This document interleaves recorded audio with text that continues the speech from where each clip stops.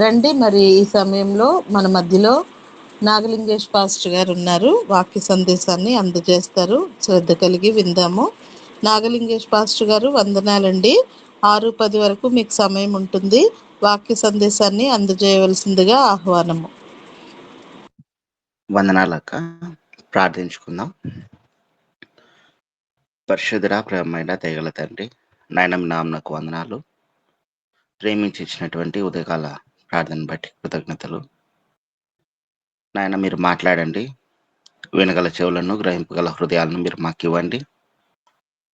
పరలోక రాజ్యం పొందుకునేంత వరకు నాయన మీరు మైందుంచినటువంటి నాయన విశ్వాసాన్ని వీడక నిలిచినట్లుగా, అలా గట్టిగా మేము కాపాడుకున్నట్లుగా సహాయం చేయమని మహిమ మీరు పొందుకున్నాను. ఏసునామమున ప్రార్థిస్తున్నాం మా తండ్రి, ఆమేన్. మంచిది. నాకు ఈ అవకాశాన్ని ఇచ్చినటువంటి ధనరాజ్ పాస్టర్ గారికి, సహకరించినటువంటి డేవిడ్ రాజ్ అన్న గారికి క్రీస్తునామమున వందనాలు తెలియజేస్తున్నాను. ప్రియమైన దేవుని యందు పెద్దలారా, మీ అందరికీ ప్రభు పేరిట వందనాలు. వాక్యదానంలోకి వెళ్దాం. గడిచిన 2 వారాల్లో అప్పుడప్పుడు దేవుణ్ణి ప్రశ్నించి అడగాలి. అంటే ఏది? ప్రభువా నేనేం చేయాలి అనే ప్రశ్న. నేనేం చేయాలి అనే ప్రశ్నను ఒకమారు, రెండవ వారం వచ్చేసరికి దేవుడు చెప్పింది గుడ్డిగా చేయాలి అంతే అని చెప్పేసి ఇంకొక మెసేజ్ చెప్పుకున్నాము. అయితే ఈ వారము అప్పుడప్పుడు నోటి మీద వేలేసుకొని ఉండాలి. వేలేసుకొని ఉంటేనే నీతిమంతులంగా దేవుడు తీరుస్తాడు. వేలేసుకొని ఉండకపోతే కష్టమవుతుంది అనే ఉద్దేశాన్ని తెలియజేయాలన్నాను. సరే, ఈ మెసేజ్ చెప్పే ముందు ఇంకొక మారు ఎలా అంటే, బైబిల్ నందు లేదా మనకు మొదటి నుంచి మనం ఏదైతే వినుకుంటూ వస్తున్నామో ఆ సారాంశాన్ని కొద్దిగా పక్కకి ఏమన్నా నెట్టుతుందేమో అనే భయం ఉంది. అయితే ఏం కాదు. చూద్దాం వాక్యం చెప్పుకున్న తర్వాత. ఎందుకంటే ఇది మొదటి నుంచి వస్తున్న వాటికి విరుద్ధంగా ఉంటుందన్నమాట. విరుద్ధంగా ఉంటుంది. మన నీతిని మనము గొప్ప చేసుకొని చాలా సార్లు, అంటే మనం చాలా బాగా బతుకుతున్నాం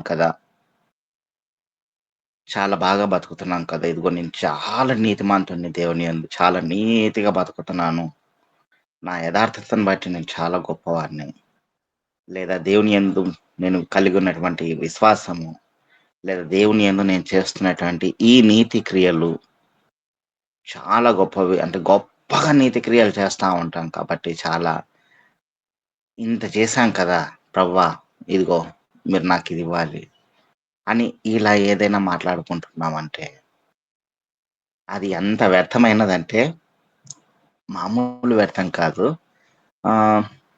అలాంటి ఒక సన్నివేశము మనందరికి తెలిసినదే. ఇది లూకాసు వార్త 18వ అధ్యాయము 9వ వచనం. లూకాసు వార్త 18వ అధ్యాయం 9వ వచనం.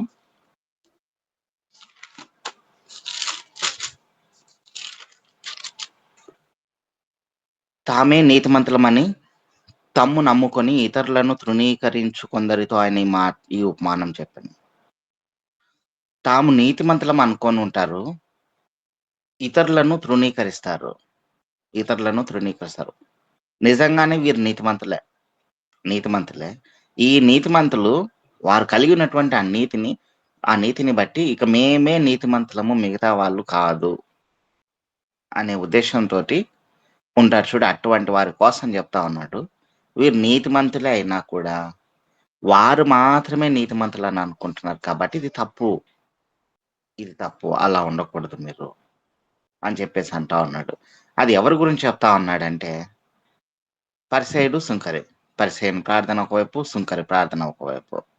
వీళ్ళేదో గట్టిగా మైకులు పట్టుకొని మేము ఇదిగో మా అంత నీతిపరులు ఎవ్వరు లేరు, వాళ్ళు చెడ్డవాళ్ళు, మేము మంచి వాళ్ళం అని చెప్పి అనుకుంటున్నారేమో. దేవుడు హృదయాలను పరిశీలించే దేవుడు. హృదయాలను పరిశీలించే దేవుడు. మనస్సులో నువ్వేమనుకున్నా సరే, ఏదైనా నీతి గురించి కానీ, దేవుని గురించి కానీ, వ్యతిరేకంగా ఏదైనా అనుకున్నా సరే, ఖచ్చితంగా దాన్ని మనస్సులో ఉన్నప్పుడే గ్రహించి దానికి తగినటువంటి ఫలితాన్ని ఇవ్వగలిగినటువంటి దేవుడు. ఇక్కడ తామే నీతిమంతులం అనుకునే పరిసయ్యుడు, ఇదిగో నేను పాపిని అనుకునే సుంకరి ఒకవైపు ఉన్నాడు. 11, 12 వచనాల్లో చూడండి. లూకాసు వార్త 18వ అధ్యాయం 11, 12 వచనాలు. పరిసయ్యుడు పరిసయ్యుడు నిలువబడి, దేవా, నేను చోరులను, అన్యాయస్తులను, వ్యభిచారులనైనా, ఇతర మనుషుల వలనైనను, ఈ సుంకరి వలనైనను ఉండనందుకు నీకు కృతజ్ఞతాస్తుతులు చెల్లించుచున్నాను. వారమునకు 2 మారులు ఉపవాసము చేయుచు నా సంపాదన అంతటిలో 10వ వంతు చెల్లించుచున్నానని తనలో తాను ప్రార్థించుచుండెను. Amen, amen. తనలో తాను అంటే మనసులో ప్రార్థించుకుంటా ఉన్నాడు. బయటకు వినపడేటట్లు ఏం చెప్పట్లా ఆయన. బయటకు ఇదిగో ఆ సుంకరి బయట నిలబడి ప్రార్థన చేస్తా ఉన్నాడు కదా, రొమ్ము కొట్టుకొని ప్రార్థన చేస్తా ఉన్నాడు. ఆ సుంకరికి వినపడేటట్టు ప్రార్థన చేయట్లేదు, కానీ మనసులో మాత్రం అనుకుంటా ఉన్నాడు, ప్రభువా నేనైతే పరిశుద్ధంగా జీవిస్తాను. నిజంగా ఈయన చేసే ఈ పనులు ఈనాడు మనం చేస్తా ఉన్నామో లేదో తెలియదు, కానీ ఎందుకంటే ఆయన చోరులు, అన్యాయస్తులు, వ్యభిచారము, ఇతర మనుషుల వల్లే అసలు ఎటువంటి చెడు పని చేయట్లా, ఎటువంటి చెడు పని చేయటంలా. అంతకాక వారానికి 2 మార్లు ఉపవాసము ఉంటున్నాడు. సంపాదన అంతట్లో 10వ వంతు బీదలకు ఇచ్చేస్తున్నాడు. 10వ వంతు చెల్లిస్తా ఉన్నాడు. ఇంత మంచిగా జీవించేటువంటి వ్యక్తి తనలో తాను అనుకుంటా ఉన్నటువంటి, ఆ మనసులో అనుకుంటున్నటువంటి ఆ మాటని దేవుడు విన్నాడు. ఇదిగో నేను ఇంత నీతిమంతునిగా ఉన్నానయ్యా, ఇదిగో అతని మాదిరి కూడా లేను అని చెప్పేసి అంటానే దేవుడు ఇతని కంటే అతన్ని ఎక్కువ నీతిమంతుని చేసి పంపించాడు.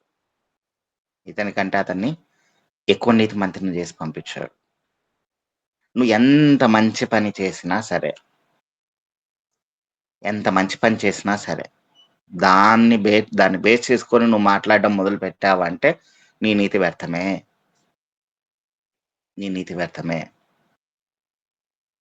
ఎంత మంచి పని చేసినా నువ్వు దాన్ని బేస్ చేసుకొని, దాన్నే గొప్పగా చేసుకొని, ఇదిగో దేవుని యందు కదా నేను ఇదంతా చేస్తున్నాను అని చెప్పేసి నువ్వు చెప్పుకునే రోజులు వచ్చేసాయి అనుకో, అది వ్యర్థమే. ఎంతసేపు ఉన్నా దేవుడు మాట్లాడాలి. యోబు గ్రంథం తీయండి. నేను చెప్పబోయే మాటలు కొంచెం వ్యతిరేకం ఉన్నా కూడా ఏమనుకోదు, చివరికి వచ్చేసరికి సెట్ అవుతుంది. యోబు గ్రంథం 1వ అధ్యాయం.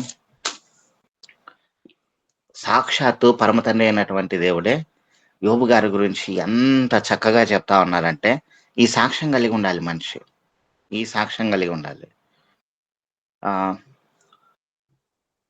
యోబు గ్రంథం 1వ అధ్యాయం 8వ వచనం. అందుకు యెహోవా, నీవు నా సేవకుడైన యోబు సంగతి ఆలోచించితివా? అతడు యథార్థవర్తడును న్యాయవంతుడునై దేవుని యందు భయభక్తులు కలిగి చెడుతనం విసర్జించిన వాడు భూమి మీద అతని వంటి వాడెవ్వడును లేడు. అసలు ఎంత గొప్ప స్టేట్మెంట్ అంటే దేవుడు ఇచ్చినటువంటి స్టేట్మెంట్ సాతాను గారి దగ్గర. ఇదిగో ఇది యోబు గారిని పొగుడుకున్నాడంటే మాత్రం తప్పే. యోబు గారిని పొగుడుకున్నాడంటే మాత్రం తప్పే. కానీ సాక్షాత్తు పరమ తండ్రి అయినటువంటి దేవుడు యోబు గారిని ఎంత గొప్పగా పొగుడుతున్నాడంటే, భూమి మీద అతని వంటి వాడెవడు లేడు, యథార్థవంతుడు, న్యాయవంతుడై ఇదిగో పాపములన్నిటిని విసర్జించి జీవిస్తున్నటువంటి వాడు ఒకడు ఉన్నాడు, నువ్వు ఆయనను చూచావా అని చెప్పేసి అడిగితే, ఇప్పుడు సాతాను గాడికి అంటే దేవుడికి సాతాను గాడికి మధ్య ఒక పోరాటం ఏర్పడతా ఉంది. ఒక పోరాటం లేదా ఒక పందెం ఏర్పడింది. యోబు గారు ఆయన నీతిని కాపాడుకోవాలి. సాతాను గాడు పడగొట్టడానికి, లేదా ఇది దేవుడికి సాతానికి మధ్య ఏం సంభాషణ జరిగిందంటే 10వ వచనం చూడండి. నీవు అతనికిని అతని ఇంటి వారికిని అతని కలిగిన సమస్తమునకును చుట్టూ కంచె వేస్తివి కదా, నీవు అతని చేతి పనిని దీవించుచుండుట చేత అతని ఆస్తి దేశంలో బహుగా విస్తరించి ఉన్నది. అయినను నీవు ఇప్పుడు నీ చేయి చాపి అతని కలిగిన సమస్తమును మొత్తిన యెడల అతడు నీ ముఖం ఎదుటనే దూషించి నిన్ను విడిచిపోవును అని యెహోవా అనగా, ఇప్పుడు సాతాను గాడికి ఏం కావాలి అంటే, దేవుడు చేయి విడిచిపెట్టేస్తే యోబు గారు వెంటనే ఇంకా దేవుణ్ణి ఆయన ముఖం ఎదుటనే, అంటే ఎక్కడైతే ఆయన ప్రార్థిస్తా ఉన్నాడో ఆ ప్రార్థించే ప్లేస్‌లోనే దేవుణ్ణి దూషించి పక్కకి వెళ్ళిపోతాడు. ఇవన్నీ ఆయనకు కలిగినవన్నీ తీసుకొని వెళ్ళిపోతాయి అనేది ఒక పందెం అనేది. అవన్నీ తీసేస్తే అతను నిన్ను తిడతాడు అనేది ఆయన. లేదు సరే చెక్ చేయపు అని చెప్పేసి దేవుడు. సరే వచ్చాడు, చెక్ చేశాడు. 20 వచనం వచ్చేసరికి ఆయన చేయాల్సినవన్నీ సాతాను గాడు చేయాల్సినవన్నీ సాతాను గాడు చేశాడు. ఇప్పుడు 20 వచనం వచ్చేసరికి అన్ని కోల్పోయినటువంటి యోబు గారు అంటున్నటువంటి మాట, అప్పుడు యోబు లేచి అప్పుడు యోబు 20 వచనం అప్పుడు యోబు లేచి తన పై వస్త్రమును చింపుకొని తల వెంట్రుకలు గొరిగించుకొని నేల మీద సాష్టాంగపడి నమస్కారం చేసి ఇట్లా నేను ఆమేన్. అక్క చదువు 22వ వచనం కూడా చదువు అక్క. 20, 21, 22. నేను నా తల్లి గర్భంలో నుండి దిగంబరినై వచ్చి తిని దిగంబరినై అక్కడికి తిరిగి వెళ్ళేదను. యెహోవా ఇచ్చను, యెహోవా తీసుకుని పోయాను. యెహోవా నామమునకు స్తుతి కలుగును గాక. ఈ సంగతులలో ఏ విషయమందును యోబు ఏ పాపమును చేయలేదు, దేవుడు అన్యాయము చేసినని చెప్పలేదు. ఈ పై సంగతులన్నీ ఉన్నాయి కదా, ఒక్కటంటే ఒక్క మాట కూడా పొరపాటున కూడా యోబు గారు దేవుణ్ణి విస్మరించినట్టు మాట్లాడలేదు, అంటే విడిచిపెట్టినట్టు మాట్లాడలేదు. అసలు ఒక్క అక్షరం కూడా పాపం చేయకుండా మాట్లాడాడు. యెహోవా నామమునకు స్తుతి కలుగును గాక. ఈ సంగతులలో ఏ విషయమందును యోబు ఏ పాపమును చేయలేదు అని చెప్పేసి డైరెక్ట్ యోబు గారే అంటా ఉన్నారు. దేవుడు అన్యాయం చేసినని ఒక్క మాట కూడా పలకలేదు. అంటే సాతాను గాడు గిలగిల కొట్టుకొని ఉంటాడండి. సాతాను గాడు గిలగిల కొట్టుకొని ఉంటాడు. యోబు గారు ఇలాంటి వచనాలు పలికేసరికి. అయితే వదిలిపెట్టేశాడా? తిరిగి రెండవ మారు ప్రయత్నం చూడండి. రెండవ మారు 2వ అధ్యాయం 6 నుంచి 10 వచనాలు చూడండి. 2వ అధ్యాయము మళ్ళా స్టార్టింగ్ లోనే మళ్ళీ సాతాను గాడు వచ్చేసి అక్కడ మళ్ళీ పోరాటం మొదలు పెడతాడనమాట. అయ్యా అన్ని ఇచ్చినావు, ఆరోగ్యం అయితే అట్లానే ఉంది కదా, అన్ని తీసేసుకున్నందుకు ఆయన నిన్ను తిట్టట్లేదు, కానీ ఆరోగ్యాన్ని తీసేస్తే మాత్రం ఖచ్చితంగా నిన్ను తిడతాడు అని చెప్పేసి 4వ వచనంలో 2వ అధ్యాయం 4వ వచనంలో ఉంటుంది మాట. అపవాది చర్మము కాపాడుకొనుటకై చర్మమును, తన ప్రాణమును కాపాడుకొనుటకై తనకు కలిగినది యావత్తును నరుడిచ్చును గదా. ఇంకొకసారి నీవు చేయి చాపి అతని ఎముకను అతని దేహమును మొత్తిన యెడల అతడు నీ ముఖం ఎదుటనే దూషించి నేను విడిచిపోవును. సాతాను గాడు చెప్తా ఉన్నటువంటి, అంటే అతని ఆరోగ్యం పాడు చేసావనుకో ఖచ్చితంగా అతడు నీ ముఖం ఎదుటనే నిన్ను తిట్టి వెళ్ళిపోతాడు అని చెప్పేసి అంటానే 7వ వచనం నుంచి 6వ వచనం నుంచి మొత్తం ఇంకా దేవుడు సాతాను గాడికి అందుకు యెహోవా యోబు గారిని అప్పచెప్పేస్తాడు. ఇదిగో ప్రాణం మాత్రం తీయొద్దు, అతన్ని ఎదుట ఉన్నాడు, అతన్ని ముట్టుకోవద్దు, ప్రాణాన్ని ముట్టుకోవద్దు, ఆరోగ్యం అయితే ఇక నీ ఇష్టం అని చెప్పేసి అనగానే ఇక ఆయనకు వచ్చినటువంటి శ్రమలు మామూలు శ్రమలు కాదు, మొత్తం వాళ్ళంతా ఇంకా చిల్ల పెంకు అంటారు కదా, ఆ పెంకు తీసుకొని గీక్కునేంత వచ్చేసాయి ఆయనకి. అంతగా రోగం వచ్చేసింది. ఆ రోగం వచ్చినా కూడా ఆయన అంటున్నటువంటి మాట 10వ వచనంలో చదువక్క. అందుకతడు మూర్ఖురాలు మాట్లాడినట్లు నీవు మాట్లాడుచున్నావు. మనము దేవుని వలన మేలు అనుభవించుదుమా, కీడును మనము అనుభవింప తగదా అనెను. ఈ సంగతులలో ఏ విషయమందును యోబు నోటి మాటతోనైనను పాపము చెయ్యలేదు. ఆమేన్. ఆ ఇంత జరిగినా కూడా నోటి మాటతో అయినా దేవుణ్ణి దూషించలేదు, పాపం చేయలేదు. సాతాన్ గాడు రెండవ మారు ఇంకా ఓడిపోయి ఇక్కడితో సాతాన్ గాడి క్యారెక్టరు యోబు జీవితంలో అయిపోతుంది. యోబు జీవితంలో సాతాన్ గాడి క్యారెక్టరు అయిపోయింది. ఇంకా రెండవ మారు యోబు గారు సాతాన్ గారి నుంచి విజయం పొందుకున్నాడు. ఇదిగో పక్కకు వచ్చేసాడు, దేవుని మహింపరుచుకుంటూ ఉన్నాడు. ఇదిగో ఇక్కడ మాత్రం ఇప్పటి వరకు మాత్రం సాతాన్ గాడు చాలా ప్రయత్నాలు చేశాడు, ఇక అవ్వదు, నేను ఓడిపోయాను. ఆయన దేవుణ్ణి స్తుతించడం మానడు, దేవుణ్ణి గొప్ప చేయడం మానడు, ఇదిగో దేవుణ్ణి ఏమాత్రం తిట్టడు. ఇది నాకు బాగా అర్థమైపోయిందని చెప్పేసి సాతాన్ గాడి క్యారెక్టర్ అక్కడితో అయిపోయింది. నెక్స్ట్ ఏం జరుగుతా ఉంది? ఇక్కడి వరకు ఒక ఎత్తు అయితే, ఇక్కడి నుంచి 42వ అధ్యాయం వరకు ఇంకొక స్టైల్లో ఉంటుంది యోబు గ్రంథం. ఇక్కడి వరకు సాతాన్ గాడి క్యారెక్టర్ అయిపోయింది. 42వ అధ్యాయం 6వ వచనం ఒకసారి చూడండి. 42వ అధ్యాయం 6వ వచనం. కావున నన్ను నేను అసహించుకుని ధూళిలోను బూడిదలోను పడి పశ్చాత్తాపడుచున్నాను. ఇక్కడ యోబు గారు ఎంత నీతిమంతుడు, స్టార్టింగ్ లో ఎంత నీతిమంతుడు.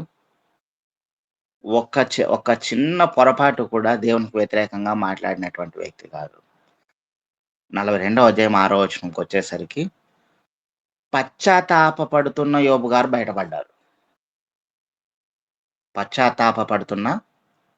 బయటపడ్డారు. ఏం చేశారు ఈ సమయంలోనా? ఏం చేశారు? అసలు యోబు గారు పశ్చాత్తాపడాల్సినటువంటి పాపాలు ఏమున్నాయి అక్కడ? ఏమున్నాయి? నోటితో ఇంత ఒక చిన్న పొల్లు కూడా దేవుణ్ణి దూషించే అంత వ్యక్తి కాదే.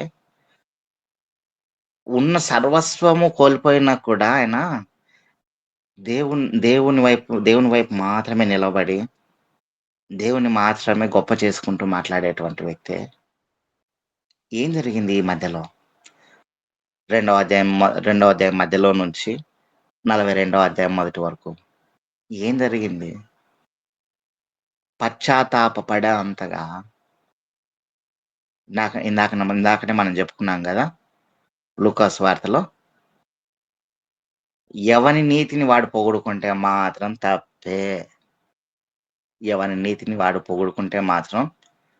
తప్పే.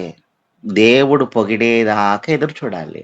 యోబు గారు స్టార్టింగ్ లో ఎదురు చూస్తాడు చూడు, అది ఎదురు చూడడం అంటే.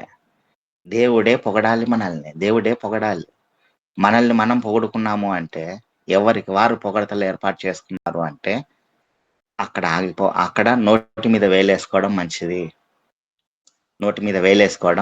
మంచిది. సరే, ఇక్కడ వరకు జరిగింది. ఇక్కడ 2వ అధ్యాయము తర్వాత 11వ వచనం నుంచి ముగ్గురు స్నేహితులు ఎదురొస్తారు. ఇంకా ముగ్గురు స్నేహితులు వచ్చి యోబు గారి పరిస్థితిని చూసి, ఎవరెవరంటే తేమానీయుడైన ఎలీఫజు, షూహీయుడైన బిల్దదు, నయమాతీయుడైన జోఫరు అను యోబు ముగ్గురు స్నేహితులు వచ్చేసి యోబు గారు కలిగినటువంటి ఆ శ్రమలను చూసి, ఆయన ఉన్నటువంటి ఆ స్థితిని చూసి ఏం మాట్లాడుకోకుండా 13వ వచనం చూడండి 2వ అధ్యాయంలో, అతని బాధ అత్యధికంగా నుండెనని గ్రహించి ఎవరును అతనితో ఒక్క మాట అయినను పలకక రేయింబగలు 7 దినములు అతనితో కూడా నేలను కూర్చున్నారు. ముగ్గురు స్నేహితులు వచ్చారు. వీరు కూడా దేవుని యందు భయం భక్తి కలిగినటువంటి వాళ్ళే, దేవుని గురించిన జ్ఞానం తెలిసినటువంటి వాళ్ళే వచ్చారు.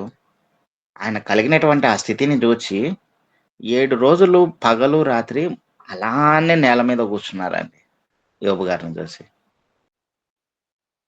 ఇక యోబు గారికి వీళ్ళకి మధ్యన సంభాషణ జరుగుతా ఉంది. వాళ్ళు ఒకటి అడగడము, ఏమైనా పాపం చేసింటే ఒప్పుకో అని వాళ్ళు చెప్పడము, లేదు నేను ఇలా ఏం చేయలేదు, నన్ను మీరు కూడా అనుమానిస్తారు అన్నట్టు ఇంక ఇతని గురించి సపోర్టింగ్ గా మాట్లాడుకోవడం, ఇదంతా జరుగుతా ఉంది. 13వ అధ్యాయం 14వ వచనం దగ్గర చూడండి. 13వ అధ్యాయము 14వ వచనం. యోబు గ్రంథం మొత్తం యోబు గ్రంథంలో నుంచే తీస్తా ఉన్నాం. నేనెందుకు నా ప్రాణమును ఎరగా చేసుకొనవలెను, చేసుకొనను గాని ప్రాణమునకు తెగించి మాటలాడేదను. 15వ వచనం కూడా. ఇదిగో ఆయన నన్ను చంపినను నేను ఆయన కొరకు కనిపెట్టుచున్నాను. ఆయన సన్నిధిని నా ప్రవర్తన న్యాయమని రుజువుపరుతును. ఆమేన్. 13వ అధ్యాయం 14వ వచనంకి వచ్చేసరికి, నా ప్రాణం నేను ఎందుకు ఎరగా పెట్టాలి, నా ప్రాణానికి తెగించి నేను మాట్లాడతాను.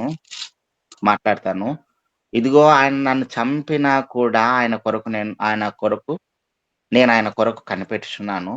ఆయన సన్నిధిని నా ప్రవర్తన న్యాయమని రుజువుపరతును.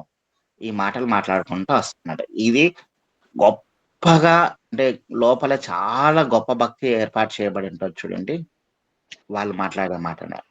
ఎందుకంటే ప్రాణాన్ని సైతం పెట్టడానికి నేను వెనకాడను అని చెప్పేస్తా ఉన్నారు. ప్రాణాన్ని సైతం పెట్టినా కూడా నేను ప్రభు కొరకే కనిపెట్టుకొని ఉంటాను అనే మాట. 14వ వచనంలో అన్నారు చూడండి, నేను ఎందుకు నా ప్రాణం ఎరగా పెట్టాలి, ప్రాణానికి తెగించి నేను మాట్లాడతాను. ఆయన సన్నిధిని నా ప్రవర్తన న్యాయమని రుజువుపరుచుకుంటాను అంతే. మన ప్రవర్తన మనం ఎంతగా చెయ్యి అది 35వ అధ్యాయం 6-7 వచనాలు చూడండి. 35వ అధ్యాయము 6-7 వచనాలు.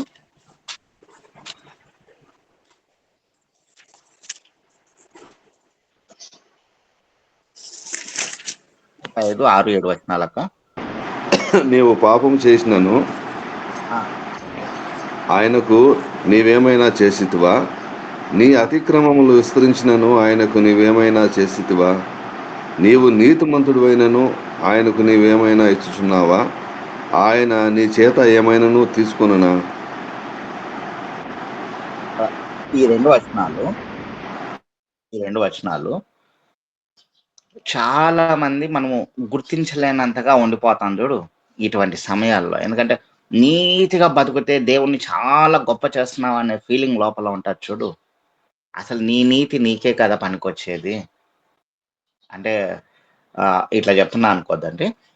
మందిరంలో మనం ఏదైనా ఫ్యాన్ కానీ ఏదైనా ఫ్యాన్ డొనేట్ చేసామనుకోండి, దానిపైన ఒక పేరు రాసి పెట్టుకుంటాం.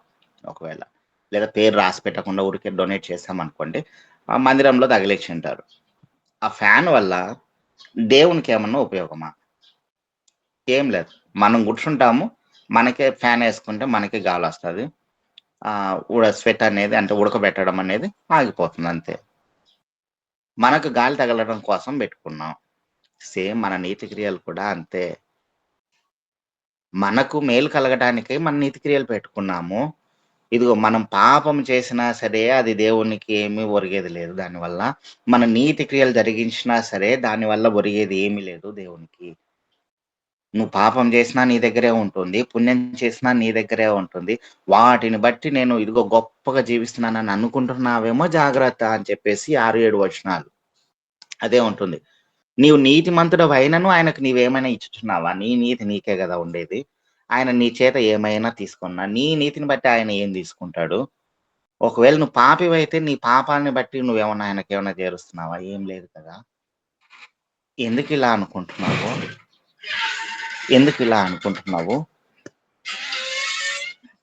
అని చెప్పేసి ఎలీహు మాట్లాడతారనమాట ఈ మాటలన్నీ. ఇప్పుడు 13వ అధ్యాయం 14వ వచనం దగ్గర మనం ఉన్నాం. 13వ అధ్యాయం 14వ వచనం దగ్గర 14-15 వచనాలు. ఇదిగో ఆయన నన్ను చంపినా సరే నేను ఆయన కొరకు కనిపెట్టిన, ఆయన సన్నిధిని నా ప్రవర్తన న్యాయమని రుజువుపరుతుందని చెప్పేసి యోబు గారు అంటా ఉన్నారు.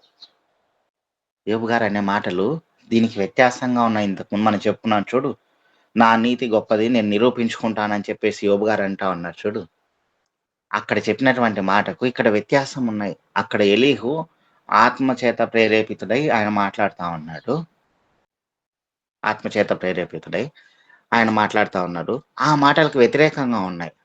ఎలా అంటే, నా నీతి నేను రుజువుపరుచుకుంటా అంటే తప్పు. నీ నీతి వల్ల నీకు ఒరిగేది ఏముండదు నాయన. నీకు మాత్రమే ఉంటది, నాకు ఒరిగేదంటూ ఏముండదని చెప్పేసి దేవుడు సెలవిస్తా ఉన్నాడు.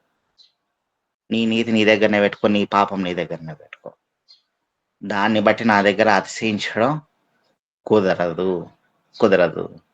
ఇంకొన్ని మాటలు చెప్తా చూడండి. 23వ అధ్యాయము 4-7 వచనాలు. 23వ అధ్యాయం 4-7 వచనాలు. ఆయన సన్నిధిని నేను నా వ్యాజ్యమును విశదపరిచెదను, వాదములతో నా నోరు నింపుకొనేదను. ఇవన్నీ యోబు గారు చెప్పినటువంటి మాటలండి. ఆయన సన్నిధిని నేను నా వ్యాజ్యమును ఆయన నాకు విశదపరిచెదను, ప్రత్యుపకారముగా వాదములతో నా నోరు నింపుకొనేదను. ఆయన నాకు ప్రత్యుపకారముగా ఏమి పలుకునో అది నేను తెలుసుకొందను. ఆయన నాతో పలుకు మాటలను గ్రహించుకొందను. ఆయన తన అధిక బలము చేత నాతో వ్యాజ్యమాడునా, ఆయన అలాగు చెయ్యక నా మనవి ఆలకించును. అప్పుడు యథార్థవంతుడు ఆయనతో వ్యాజ్యమాడవచ్చును. కావున నేను ఎన్నటికిని నా న్యాయాధిపతి వలన శిక్షనందక పోవుదును. ఆమేన్. మళ్ళీ యోబు గారు అంటున్నటువంటి మాటలు, నేను దేవునితో అయినా సరే వ్యాజ్యమాడతాను, గొడవ పడతాను, నేను యథార్థవంతుని. ఆయన మాటలు అదే ఉన్నాయి. అంటే చదివితే బాగా అర్థమవుతుంది. నేను యథార్థవంతుడు దేవునితో వ్యాజ్యమాడవచ్చు. నేను నా న్యాయాధిపతి వలన నేను వ్యాజ్యమాడి నా వాదనను నెగ్గించుకోవడం వలన నేను శిక్ష నొందకపోదును. నేను శిక్ష నొందను. ఎందుకంటే నా బాధలన్నీ నేను దేవునితో గొడవ పడైనా సరే, లేదా వ్యాజ్యం పడైనా సరే, అంటే కోర్టులో లాయర్లు ఇద్దరు వాదన పడతా ఉంటారు కదా, ఆ టైప్లో వాదన పడైనా సరే నా వాదనను నేను నెగ్గించుకుంటాను అని చెప్పేసి మాట్లాడుతా ఉన్నాడు యోబు గారు. ఇదిగో నేను 4వ వచనం నుంచి మళ్ళీ చెప్తాను. నాకు ఆయన సన్నిధిని నేను వ్యాజ్యం విశదపరిచెదను, వాదములతో నా నోరు నింపుకొనేదను. ఆయన నాకు ప్రత్యుపకారం ఏమి పలుకునో అది నేను తెలుసుకో. అసలు దేవుడు ఏం చెప్తాడో, నేను ఇంత నీతిగా బతికినాను కదా, నా నీతిని బట్టి ఎందుకయ్యా నువ్వు నాకు ఇది ఇచ్చినావు అని చెప్పేసి నేను అడుగుతాను. అప్పుడు దేవుడు ఏం సెలవిస్తాడో నేను వింటాను. ఇదిగో నేను పరిశుద్ధుని కాబట్టి, నేను నీతిమంతుని కాబట్టి, యథార్థవంతుని కాబట్టి నన్ను శిక్షించకూడదు కదా, నువ్వు ఎందుకు శిక్షించావు అని చెప్పేసి నేను అడుగుతాను. నా శిక్ష నేను తప్పించుకుంటాను అని చెప్పేసి యోబు గారు అంటున్నటువంటి మాటలు ఇవన్నీ స్వీకరించదగినవి. ఎందుకంటే మొదటి నుంచి మనం ఎలా ఉన్నామంటే, యోబు గారు మొట్టమొదటి వచనంలో చెప్పుకున్నాం కదా, యోబు యథార్థవంతుడు, న్యాయవంతుడై ఉన్నాడు అని చెప్పేసి. ఆ మాట దగ్గర ఆగిపోతాం యోబు దగ్గర. అందుకని ఇవి స్వీకరించలేక హృదయం అలానే ఉండిపోతుంది. చివరి వరకు చూద్దాం. ఇక్కడికి వచ్చేసరికి నా వ్యాజ్యం నేను వినిపించుకుంటాను అని చెప్పేసి దేవునితో పోరాడతానని చెప్పంటా ఉన్నాడు. అయితే దేవుడు దీన్ని స్వీకరించడు. ఇలా చేస్తే దేవుడు స్వీకరించడు. నీది ఎంత ఉన్నా సరే, ఇందాక చెప్పుకున్నటువంటి మాటలే, ఎంత ఉన్నా సరే నీకు మాత్రమే అది ప్రయోజనం, అంతే. దానివల్ల నేను ఇదిగో నేను ఇంత గొప్పగా ఉన్నాను కదా అని చెప్పేసి నేను దేవునితో మాట్లాడతాను అని చెప్పి అనుకుంటే వ్యర్థమే. దేవుడు దాన్ని కూడా స్వీకరించడు.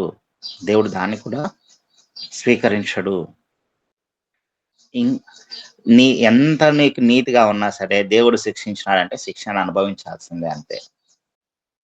దాన్ని బట్టి నువ్వు దేవునితో గొడవ వేసుకొని మాట్లాడతాను అంటే, ఆయన 1000 ప్రశ్నలు అడిగితే ఒక్క ప్రశ్నకు కూడా నువ్వు సమాధానం చెప్పలేవు. యోబు గ్రంథంలోనే ఉంటుంది ఆ మాట. 1000 ప్రశ్నలు దేవుడు అడిగితే ఒక్క ప్రశ్నకు కూడా సమాధానం చెప్పలేవు. ఇక ఇది అయిపోతే 32వ అధ్యాయం మొదటి వచనం చూడండి. 32వ అధ్యాయం మొదటి వచనం చదవండి అక్క. యోబు తన దృష్టి యందు తాను నీతిమంతుడై ఉన్నాడని ఆ 3 మనుషులు తెలుసుకొని అతనికి ప్రత్యుత్తరము చెప్పుట చాలించిరి. యోబు తన దృష్టి యందు ఆయనే నీతిమంతుడుగా అనుకుంటున్నాడు అని చెప్పేసి ఆ 3 మనుషులు తెలుసుకొని ఇక మాట్లాడడం కూడా మానేశారు. 2వ అధ్యాయం చివరి భాగంలో ఎలీహు యోబు దేవుని కంటే తానే నీతిమంతుడైనట్లు చెప్పుకొనుట చూచి అతని మీద బహుగా కోపగించును. ఫస్ట్ నుంచి మనకు ముగ్గురు స్నేహితులు ఉన్నారు కదా. ఇప్పుడు నాలుగో అతను వస్తా ఉన్నాడు. నాలుగో అతను వచ్చాడు, ఎలీహు. ఈ ఎలీహు వచ్చి యోబు అతని దేవుని కంటే తానే నీతిమంతుడై ఉన్నాడని చెప్పుకునే మాటలు ఎలీహు విన్నాడు. అది విని బహుగా కోపపడ్డాడు యోబు గారి మీద. దేవుని కంటే నీతిమంతుడు అని చెప్పుకుంటా ఉన్నావు, అసలు ఎలా సాధ్యం ఇది? ఎలా సాధ్యం ఇది? ఎందుకు ఇలాంటి మాటలు మాట్లాడుతున్నావు? ఎలీహు గారి మాటలు జాగ్రత్తగా పట్టించుకోవాలండి మనం. ఎందుకంటే 42వ అధ్యాయము చివరిలో 42వ అధ్యాయము 7వ వచనంలో చూడండి. 7వ వచనంలో యెహోవా యోబుతో ఆ మాటలు పలికిన తర్వాత ఆయన తేమానీయుడైన ఎలీఫజుతోను ఇలాగ సెలవిచ్చాను, నా సేవకుడైన యోబు పలికినట్టు మీరు నన్ను గురించి యుక్తమైనది పలకలేదు గనుక నా కోపం నీ మీదను నీ ఇద్దరు స్నేహితుల మీదను మండుచున్నది. కాబట్టి అంటే ఈ ముగ్గురిని మొదట్లో వచ్చారు కదా ముగ్గురు, వీరు కొంచెం తప్పుగా మాట్లాడేశారు దేవుని గురించి. అంటే ఆయన యోబు గారితో గొడవ వేసుకునేటప్పుడు. అప్పుడు దేవుని కోపం రగులుకున్నది వీళ్ళ మీద. ఆ కోపం పోవాలంటే మీరు ముగ్గురు ఇచ్చేయాలన్నారు. కానీ ఎలీఫజును మాత్రం దేవుడు ఎక్కడ కూడా తప్పు చేసి అక్కడ మాట్లాడలేదు. మొదట్లో వచ్చినటువంటి ముగ్గురి గురించి మాత్రమే మీరు ఇలా చేయడం తప్పు అని చెప్పేసి డైరెక్ట్ గా కోపడ్డాడు దేవుడు. ఆ కోపం ఆయన మీద వాళ్ళ మీద ఉంది అని చెప్పేశాడు. ఎలీఫజ్ మాటలు మాత్రం దేవుడు తప్పుగా తీసుకోలేదు. ఎలీఫజ్ అంటున్నటువంటి మాటలు చూడండి, ఎలీహు అంటున్నటువంటి మాటలు చూడండి. 32వ అధ్యాయం 2వ వచనం 3వ లైన్లో, ఎలీహు యోబు దేవుని కంటే తానే నీతిమంతుడైనట్లు చెప్పుకొనుట చూచి అతని మీద బహుగా కోపగించెను. దేవుని కంటే నీతిమంతుడుగా అనుకున్నాడా యోబు గారు? దేవుని కంటే నీతిమంతుడుగా అనుకున్నాడా? తప్పు కదా అది, తప్పు కదా. దేవుని కంటే మనం నీతిమంతులం కాదు కదా. అలా అనేసి అంటే ఆయన ఆ బాధల్లో అంటున్నాడో లేదా ఆయన చేసినటువంటి ఆ నీతికి తగిన ప్రతిఫలం రాలేదని చెప్పేసి అనుకుంటా ఉన్నాడు. ఏం వచ్చినా సరే నువ్వు నీతిగా బతికి కరెక్ట్ చెప్పాలంటే మొన్న ప్రకాష్ గంటల అన్నగారు చనిపోయారు కదా. ఆయన కిడ్నీ సమస్య ఉంది.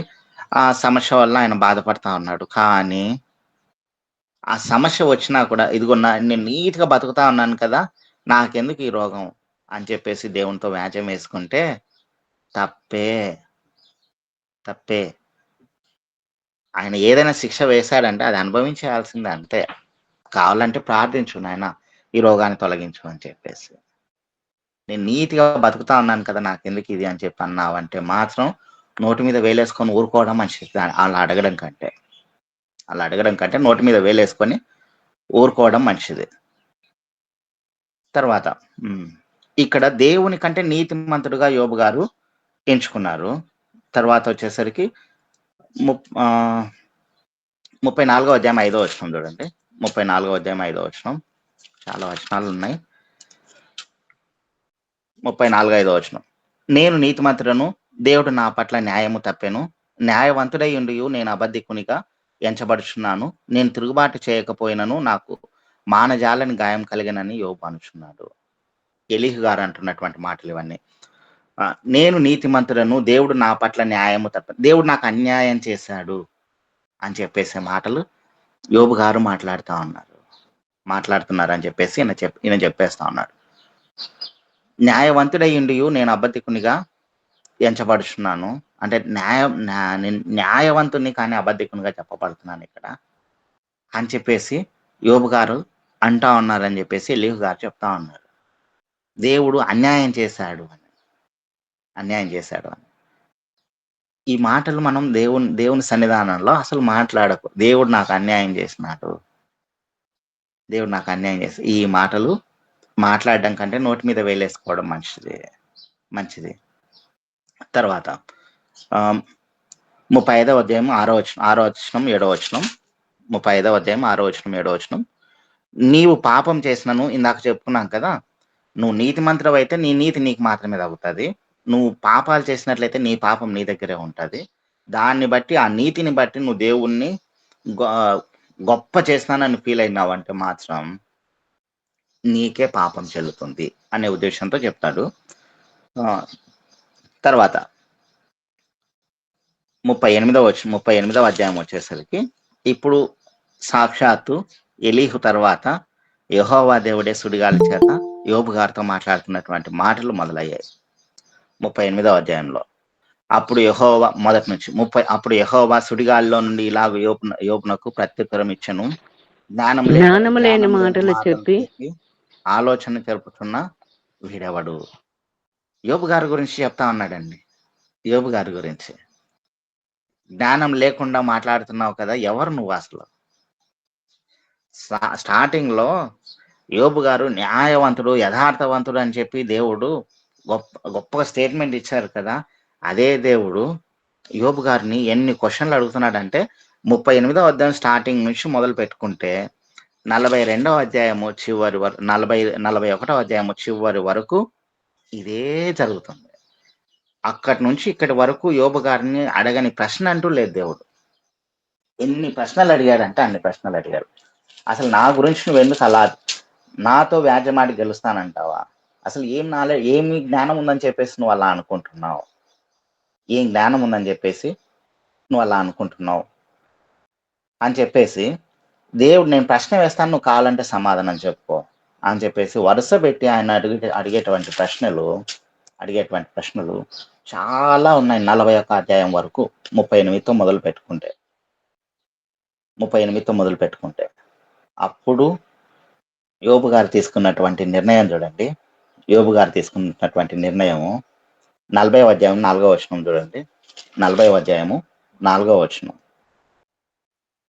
40వ అధ్యాయం మొదటి 2 వచనాలు చూడండి ఒకసారి. చిత్తగించుము, యెహోవా యోబునకు ఇలా ప్రత్యుత్తరం ఇచ్చెను, ఆక్షేపణలు చేయజూచువాడు సర్వశక్తుడు దేవునితో వాదింపవచ్చునా? నువ్వు ఆక్షేపణలు చేస్తున్నావే, నువ్వు దేవునితో వాదించవచ్చా అని చెప్పేసి ఇలా వర్ష వ్యక్తి క్వశ్చన్లు అడిగితే 40వ అధ్యాయం 4వ వచనంలో ఒక మాట అంటాడు, చిత్తగించుము, నేను నీచుడను, నేను నీకు ఏమని ప్రత్యుత్తరం ఇచ్చేదను, నా నోటి మీద నా చేతిని ఉంచుకొందును. హల్లెలూయా. ఇది కావాల్సిందే. దేవుని సన్నిధానంలో ఒకవేళ దేవుడు శిక్ష ఇచ్చినాడు అని తెలిసినా, ఒకవేళ నీ నీతికి తగిన ప్రతిఫలం రాకపోయినా సరే, అక్కడ దేవుడు నిన్ను శిక్షిస్తున్నాడని నీకు తెలిసినా సరే, మనసులో కూడా నువ్వు దేవుణ్ణి ప్రశ్నించడానికి లేదు.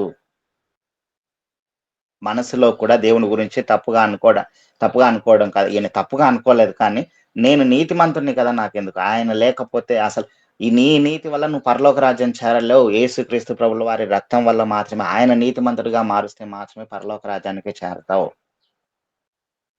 మురికి గుడ్డలు లాంటివి మన నీతి క్రియలు. యెషయా గ్రంథంలో చెప్పబడుతుంది.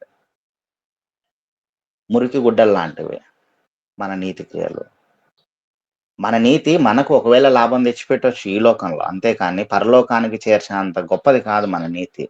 యోబు గారు అదంతా తెలుసుకోవడానికి 40 అధ్యాయాలు జరిగాయి, 38 అధ్యాయాలు జరిగాయి. ఫస్ట్ 2 అధ్యాయాలు సాతాను గాడికి అయితే, మిగతా 2 యోబు గారు కళ్ళు తెచ్చుకోవడానికి, నోటి మీద వేలేసుకొని ఉండాలి ఏ శిక్ష వేసినా సరే అని చెప్పి అనుకోవడానికి 40వ అధ్యాయం 4వ వచనం వచ్చింది, నా నోటి మీద నా చేతిని ఉంచుకొందును. ఇప్పుడు 42వ అధ్యాయం 6వ వచనంలో ఆయన అంటా ఉన్నాడు కదా, 5వ వచనం నుంచి చెప్తాను. 42, 5, 6 వచనాల్లో ఇంతగా చేసిన 41వ అధ్యాయం 11వ వచనంలో చూడండి, దేవుడు ఏమంటాడు, ఒక మాట చెప్తాడు, నేను తిరిగి ఇవ్వవలసి ఉన్నట్లు నాకెవడైనాను ఏమైనాను ఇచ్చినా. అంటే దేవుడు యోబు గారితో ఒక మాట, నా ఆరోగ్యాన్ని అంతా తీసుకున్నావు కదా, నాకెందుకు ఆరోగ్యాన్ని ఇవ్వు అని చెప్పి అంటున్నావు కదా, అసలు నువ్వు నాకేమన్నా ఇచ్చినావా? నేను నీకు నువ్వేమన్నా నాకు ఆరోగ్యాన్ని కలుగజేస్తావా? నేను కదా నీకు ఆరోగ్యాన్ని ఇచ్చా, అంతకు ముందంతా నేనే కదా ఇచ్చా. అసలు నేను తిరిగి ఇవ్వడానికి నువ్వేమన్నా నాకు ఇచ్చావా? ఆరోగ్యం ఇచ్చావా? అది నాకేమన్నా వరం అనుకున్నావా అని చెప్పి, అంటే ఆయన మాట్లాడే మాట, అసలు నేను ఎందుకు ఇవ్వాలి నీకు ఆరోగ్యం?